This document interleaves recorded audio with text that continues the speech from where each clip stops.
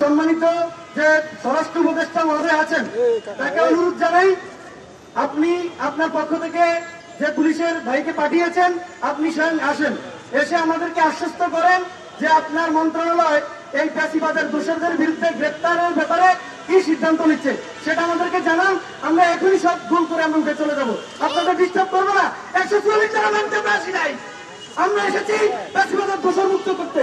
আপনারা যদি শুনে থাকেন দয়া করে এখানে এসে আমাদেরকে আপডেট দেন, আমরা আপডেট নিয়ে এখান থেকে আমরা চলে যাবো। একই সাথে এই আমাদের বিরুদ্ধে কি ব্যবস্থা নেওয়া হচ্ছে সেজন্য যিনি আমাদের উপদেষ্টার দায়িত্বে আছেন তিনিও আসবেন, এসে আমাদেরকে বলবেন যে কবে নাগাদ তাদের বিরুদ্ধে কি ব্যবস্থা নিচ্ছেন।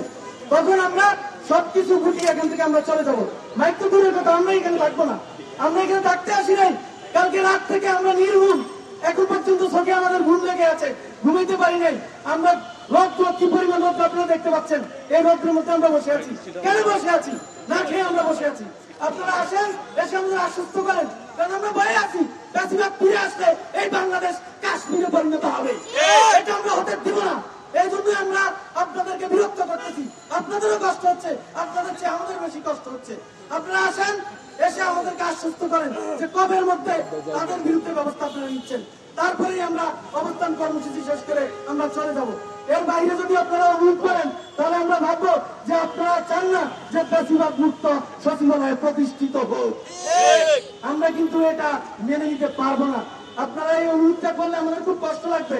আপনাদেরকে আমরা বিনীতভাবে অনুরোধ জানাই, আপনারা বিপ্লবোত্তর বাংলাদেশের আইন শৃঙ্খলা বাহিনী, আপনারা আমাদের ভাই, আপনারা এমন অনুরোধ করবেন না যে অনুরোধ রাখতে আমাদের বুক ফেটে যাবে।